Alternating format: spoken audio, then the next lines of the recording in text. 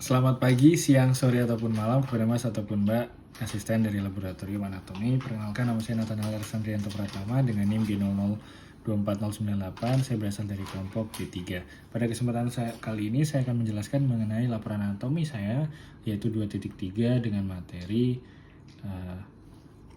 bagian kran nervus. Oke.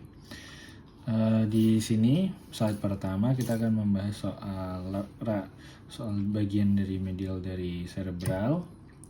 Di sini ada circulus willis yang merupakan anastomosis dari arteri yang terletak di dasar otak dan berperan krusial dalam menjaga perfusi cerebral.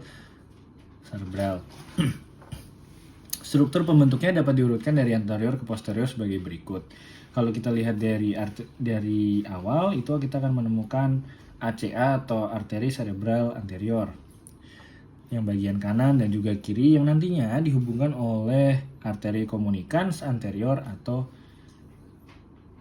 ACOA, arteri communicans anterior gitu.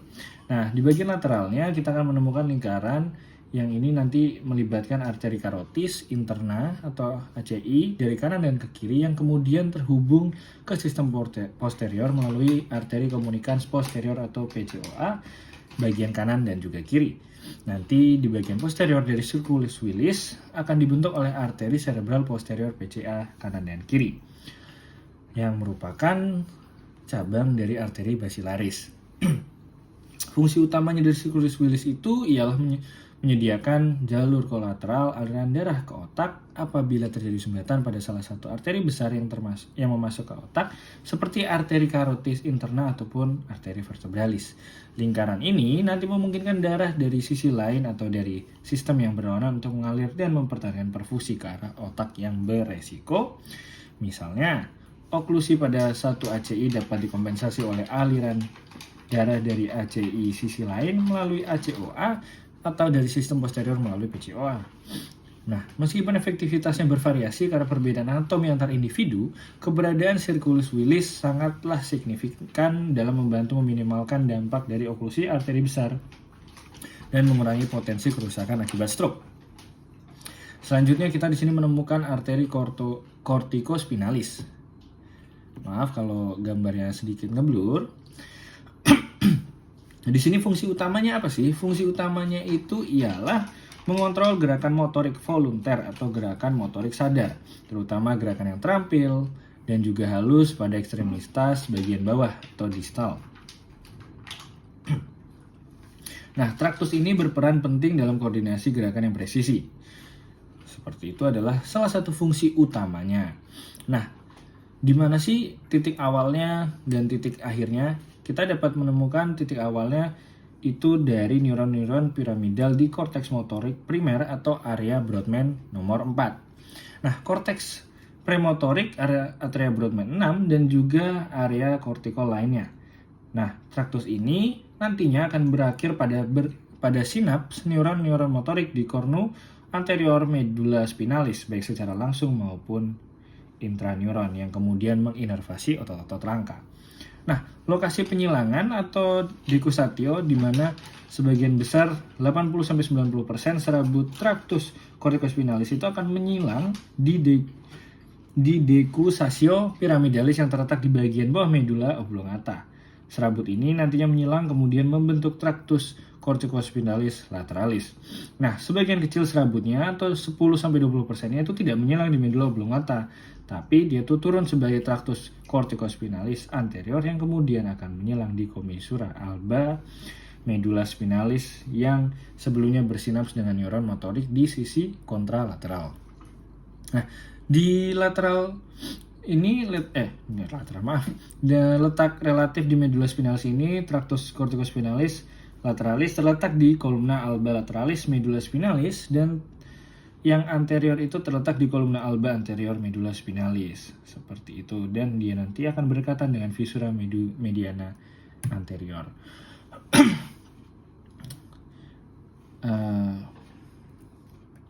Nah, maaf ini tadi saya belum ganti traktus.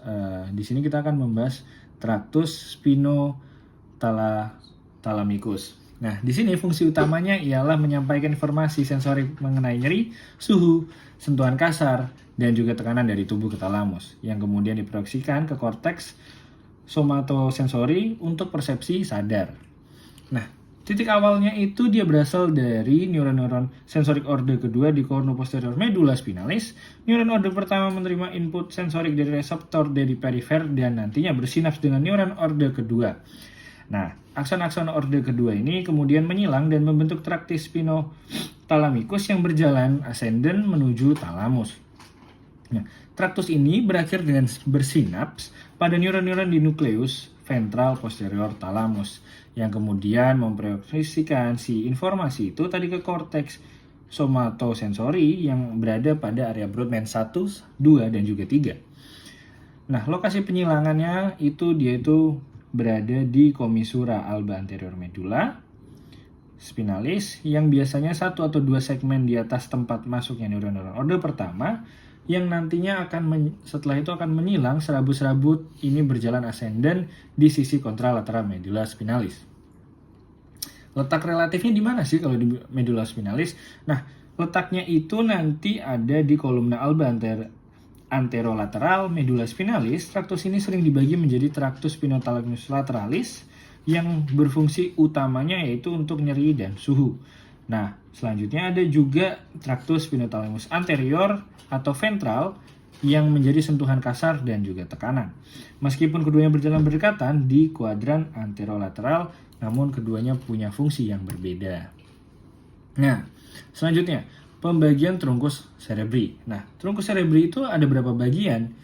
Ada beberapa bagian seperti mesencephalon, pons, dan juga medulla oblongata. Kita bahas dari pendiculus bagian dari mesencephalos. Nah, crus cerebri. Di sini ada crus cerebri yaitu mengandung serabut descendant fibrae corticopontines yang nanti juga ada fibrae parietoponites dan juga fibrae corticobulbares mediales et laterales, fibrae corticocanales dan fibrae corticospinalis. Selanjutnya ada pendiculus bagian dari mesencephalon yang lainnya yaitu tegmentum mesencephali. Ya, ini struktur yang jelas pada tegmentum ialah nukleus rubber atau rubber merah. Nukleus ini berada pada potongan preparat segar akan berwarna merah muda karena kandungan ferum yang tinggi. Selain itu, pada bagian ini juga terdapat lemnicus lateralis yang tampak memasuki coliculus inferior untuk jaras pendengaran. Selanjutnya, coliculus inferior merupakan stasiun relay untuk jaras pendengaran menuju talamus pada corpus genitacum mediale. Selanjutnya ada pendiculus bagian dari mesencephalon yaitu substantia nigra, yaitu merupakan nukleus motorik yang besar dan letaknya terletak pada di antara tegmentum dan crus cerebri. Warnanya ini gelap yang diakibatkan oleh pigmen melanin yang terkandung di dalam badan sel saraf. Substansia nigra merupakan komponen penting pada sistem motorik ekstrapiramidal dan memiliki hubungan dengan ganglia basalis terdiri atas pars compacta dan juga pars reticularis.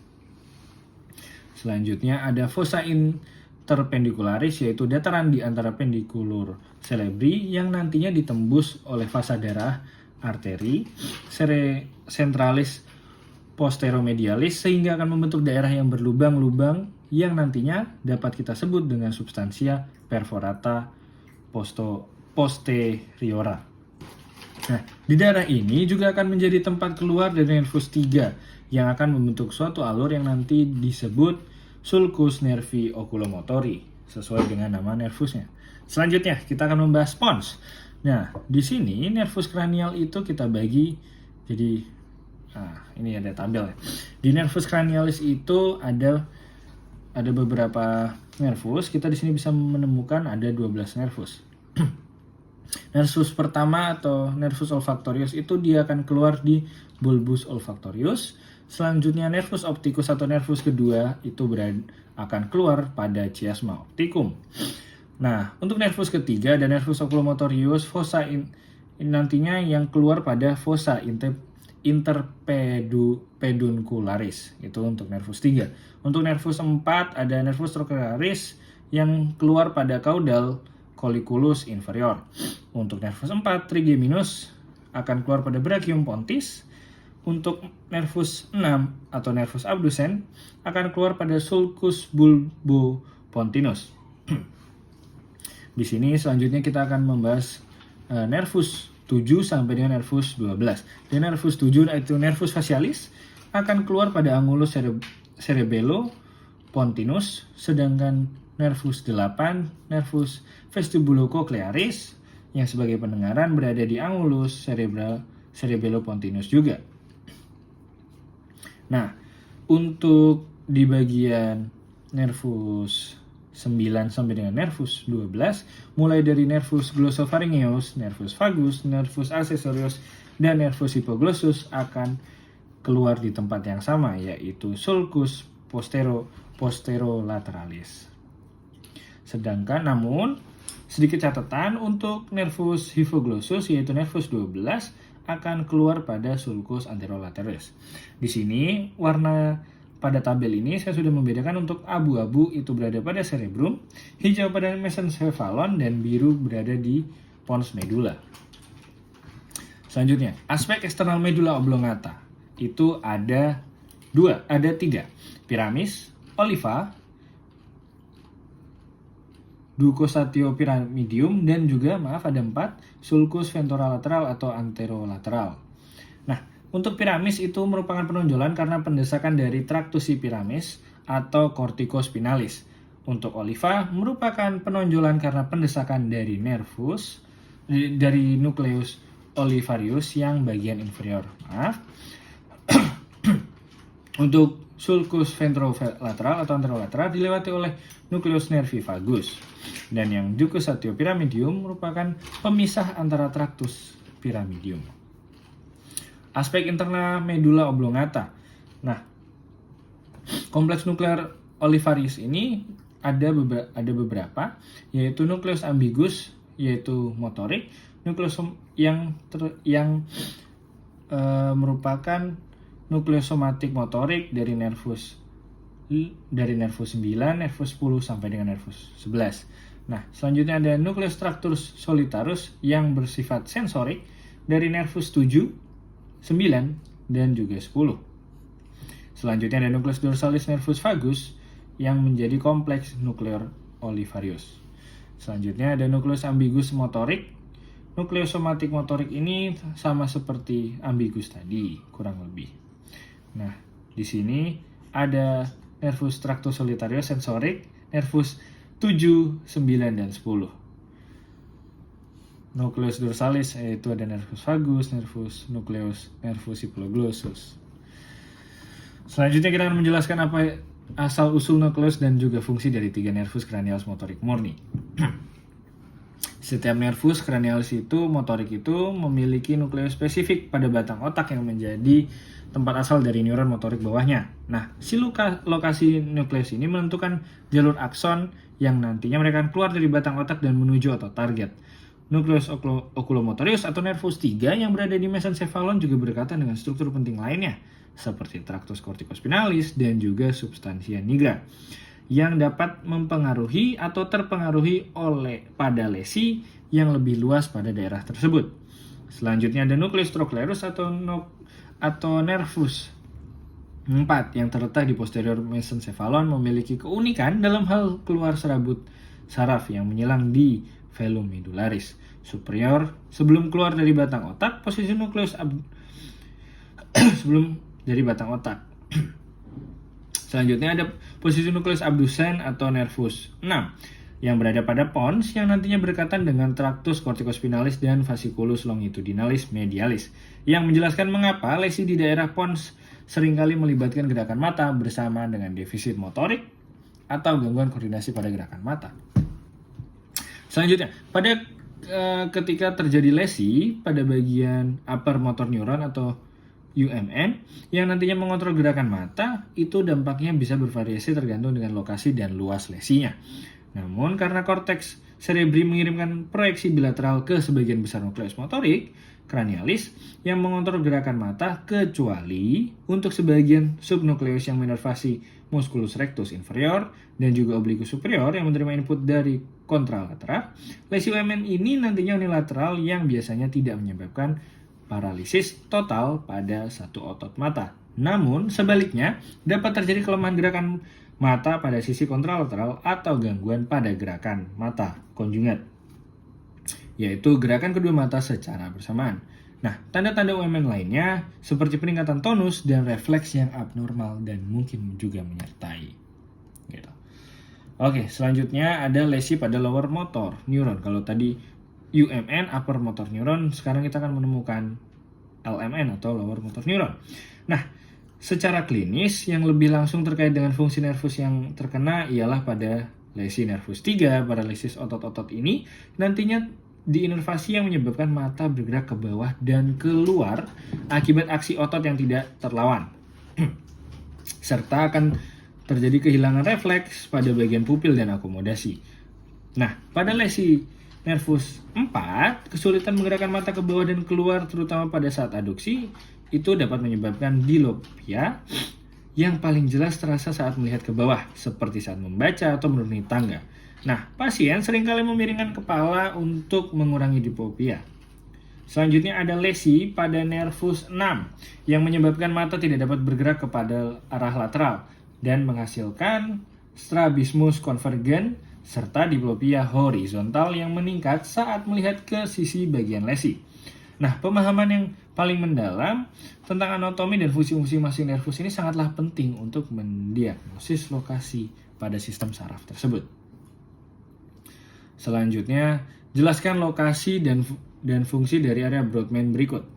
Ada area 4B, area 1, 2, 3C, area 44, dan area 45D, serta area 22. Untuk area 4, atau yang biasa kita sebut primary motor cortex, lokasinya terletak di bagian gyrus presenteralis dari lobus frontalis. Fungsinya, area ini merupakan daerah korteks motorik utama yang bertanggung jawab untuk perencanaan kontrol dan pelaksanaan gerakan volunter. Namun, terutama pada gerakan halus dan diskrit pada sisi tubuh yang berlawanan, seperti atau kontralateral. Nah, area ini memiliki organisasi somatotopik yang dikenal sebagai homunculus motorik. Nah, di mana bagian tubuh yang berbeda dipresentasikan pada lokasi yang berbeda pada bagian korteks. Untuk area selanjutnya ada area 1, 2, dan 3 atau primary somatosensori bagian korteks. Lokasinya kurang lebih kalau yang tadi ada di presentralis, kalau ini berada di postsentralis bagian gyrus dari lobus parietalis. Kalau yang tadi lobus frontalis, sekarang di lobus parietalis. Area ketiga ini terletak paling anterior yang nantinya diikuti area 1 dan juga kemudian area 2 yang bagian paling posterior. Nah, fungsi ketiga area ini membentuk korteks somatosensori primer yang menerima dan memproses informasi sensorik, taktil atau sentuhan, proprioseptif atau posisi tubuh, nyeri suhu, dan juga vibrasi dari sisi tubuh yang berlawanan. Seperti korteks motorik, area ini juga memiliki organisasi somatotopik atau homunculus sensorik. Area 3 menerima sebagian besar input dari talamus, area 1 membantu terutama memproses informasi taktil, dan area 2 mengintegrasikan informasi taktil dan juga proprioceptif. Selanjutnya ada area 44 dan area 45, yaitu Broca area. Dia itu terletak di lobus frontalis inferior yang biasanya berada di hemisfer kiri yang dominan untuk sebagai penggunaan bahasa. Nah, area 44 ini merupakan adalah pars ospicularis dari area 45 yang merupakan sebuah pars triangularis dari gyrus frontalis inferior. Fungsinya untuk apa? Fungsinya area Broca ini berkaitan dengan produksi bahasa. Pada area 44 diyakini bahwa terlibat dalam aspek motorik produksi, bicara, dan pemrosesan sintaksis. Sementara untuk area 45 lebih terlibat dalam prosesan semantik dan pemilihan kata. Kedua area ini bekerja sama untuk menghasilkan sebuah ucapan yang lancar dan juga penuh dengan makna. Untuk area kedua-dua atau Wernicke area. Lokasinya berada di posterior dari gyrus temporalis superior yang biasanya berada di bagian hemisfer sebelah kiri. Fungsinya sebagai pemahaman bahasa. Kalau yang tadi untuk menghasilkan bahasa, ini untuk mentranslate bahasa atau memahami kata-kata yang diucapkan. Area ini terlibat dalam interpretasi makna kata-kata yang didengar, dibaca, serta diformulasi dengan bahasa yang tepat. Kerusakan pada area ini dapat menyebabkan afasia reseptif, di mana seseorang akan mengalami kesulitan memahami sebuah bahasa atau sebuah kalimat. Selanjutnya, mengapa okulasi pada arteri cerebri media lebih sering menyebabkan kelumpuhan pada wajah dan lengan dibandingkan tungkai? Jelaskan dan kaitkan distribusi vaskular dan homokular motoriknya. Oke. Oklusi pada MCA atau media cerebri arteri lebih sering menyebabkan kelumpuhan pada wajah dan lengan dibandingkan dengan tungkai karena distribusi vaskular MCA yang lebih luas mencakup area korteks motorik yang menginterpretasikan wajah dengan lengan. Sesuai dengan organisasi somatotropik homunculus motorik, dalam homunculus motorik yang terletak pada gyrus praeserentalis, representasi area wajah dan lengan menempati porsi lateral dan superior dari bagian korteks yang merupakan wilayah utama dari perfusi si MCA ini. Sebaliknya, representasi tungkai terletak lebih medial dan superior atau bagian atas, tengah ke atas yang mendekati visura longitudinalis yang nantinya mendapatkan suplai darah terutama dari ACA atau anterior cerebri artery. Oleh karena itu, oklusi pada MCA cenderung lebih berdampak pada area korteks yang mengontrol wajah dan lengan. Mengapa? Karena area-area ini mendapatkan perfusi darah yang lebih signifikan dari arteri tersebut dibandingkan dengan arteri area yang mengontrol bagian tungkai. Akibatnya, infark akibat oklusi MCA lebih sering kali menghasilkan kelemahan dan kelumpuhan yang lebih berat pada wajah dan lengan, terutama bagian kontralateral dibandingkan bagian tungkai. Nah, ketika arteri karotis internal kiri mengalami oklusi, si sirkulus Willis ini berperan penting dalam mekanisme kompensasi vaskular. Arteri komunikans anterior atau ACOMA memungkinkan aliran darah yang dari arteri karotis internal kanan melalui arteri cerebri anterior ACA kanan untuk menyeberang dan memperfusi area yang biasanya disuplai oleh ACA kiri. Selain itu, arteri komunikans posterior atau PCOMA kiri dapat menjadi jalur kolateral dari sistem vestibulobasilar. Maaf. Atau melalui arteri cerebri posterior kiri yang nantinya menuju area yang biasa dialiri oleh arteri cerebri media atau MCA kiri yang merupakan cabang utama dari arteri karotis internal sebelah kiri. Efektivitas kompensasi ini bergantung pada potensi atau konfigurasi dari arteri-arteri yang membentuk sirkulus Willis tadi. Sirkulus yang lengkap dan berfungsi baik dapat meminimalkan dampak iskemik akibat oklusi arteri karotis internal sebelah kiri. Sementara variasi anatomis atau hipoplasia pada arteri-arteri tersebut dapat mengurangi kemampuan kompensasi dan meningkatkan resiko stroke. Setelah kita mengetahui bagian otak, kita akan membahas medula spinalis atau tulang belakang. Di tulang belakang ada conus medullaris, cauda equina, brain, dan masih banyak lagi. Selanjutnya di sini ada visura medianus anterior, yaitu celah yang lebar dan dalam di bagian anterior medula spinalis. Sulcus medianus posterior, alur yang dangkal di bagian posterior medula spinalis. Selanjutnya juga ada sulcus lateralis anterior dan posterior, yaitu alur yang lebih kecil di sisi anterolateral dan posterolateral, tempat keluarnya radix ventral dan masuknya radix dorsal saraf spinal. Selanjutnya ada pembesaran cervical atau cervical enlargement yang merupakan area medula spinalis yang lebih tebal di regio cervical sekitar cervical 4 dan K1 karena banyaknya neuron yang mempersarafi ekstremitas atas. Selanjutnya ada pembesaran bagian lumbar atau lumbar enlargement. Area medula spinalis ini lebih tebal di regio lumbar sekitar L1 sampai dengan S2. Hal ini disebabkan oleh banyaknya neuron yang mempersarafi ekstremitas inferior. Selanjutnya ada conus medullaris, yaitu ujung bawah medula spinalis yang meruncing yang biasanya berakhir setinggi vertebra L1 atau L2. Selanjutnya ada filum terminal, yaitu pita tipis dari diameter yang memanjang dari conus medullaris ke bawah dan berfungsi dengan diameter sebagai periosteum coccygeus. Hal ini berfungsi untuk menambahkan medula spinalis ke arah bawah. Selanjutnya ada cauda equina atau ekor kuda yang merupakan kumpulan radi saraf lumbal dan sakral yang memanjang ke bawah dari conus medularis di dalam kanalis vertebra sebelum keluar melalui foramen intervertebralis masing-masing. Oke. Selanjutnya ada struktur internal atau substansia grisea. Nah, konu dorsal atau posterior itu dibagi lagi menjadi beberapa lamina, yaitu lamina rex 1 sampai dengan 6, di mana lamina 1 menerima input dari nocireseptor dan termoreseptor. Lamina 2 sebagai substansia substansia gelatinosa terlibat dalam modulasi nyeri. Nah, selanjutnya ada lamina 3 dan 4 sebagai penerima input dari reseptor mekanik. Selanjutnya ada lamina kelima atau lapisan kelima yang menerima input visceral dan somatik. Lamina 6 hanya ada pada pembesaran servikal dan lumbal yang nantinya fungsinya untuk menerima input dari proprioreseptor. Selanjutnya cornu ventral anterior juga dibagi menjadi beberapa lamina atau lamina rex 8 dan 9, di mana ia mengandung neuron motorik alfa yang menginervasi otot ekstrafusal dan neuron motorik gamma yang menginervasi otot intrafusal. Neuron motorik yang menginervasi otot distal cenderung terletak lebih lateral dibanding menginervasi otot proksimal lebih medial.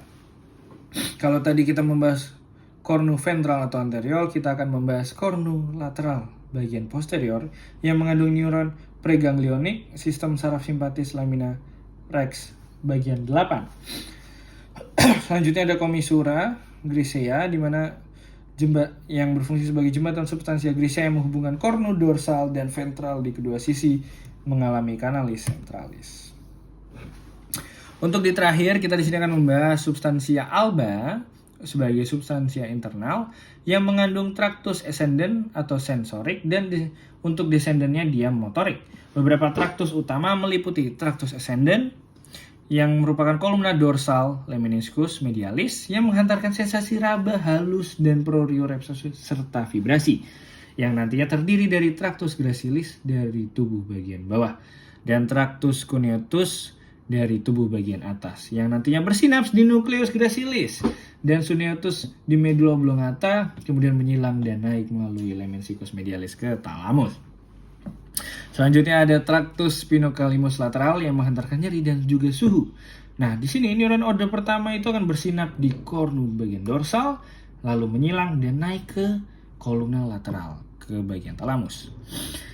Selanjutnya ada traktus spinothalmus anterior yang menghantarkan raba, kasar dan tekanan, di mana neuro order pertama bersinap di kornu dorsal, menyilang dan naik ke kolumna ventral ke thalamus. Semuanya sama-sama naik ke thalamus, tapi bedanya adalah yang satu di kolumna lateral itu untuk spinolatus lateral dan bagian kolumna ventral untuk traktus spinothalmus anterior. Sedangkan untuk posterior, selanjutnya kita akan juga membahas traktus spinocerebellaris untuk posterior dan juga anterior, depan dan belakang, yang nantinya menghantarkan informasi proprioreseptif ke cerebellum yang penting untuk koordinasi gerakan. Selanjutnya ada traktus descendens. Pada traktus descendens ada dua, yaitu corticospinalis lateral dan juga anterior. Untuk lateral dia mengontrolkan volunteer otot-otot distal ekstremitas bagian bawah, otot distal ekstremitas atau paling jauh dari bagian tubuh ya. Berasal dari korteks motorik menyilang di piramis medula oblongata dan juga turun di kolumna lateral. Untuk anterior dia itu gerakan volunteer otot-otot proksimal dan juga aksial. Nah, berasal dari korteks motorik, tidak menyilang di medula oblongata ataupun menyilang di commissura alba spinalis dan turun di kolumna ventral. Sekian dari saya. Terima kasih.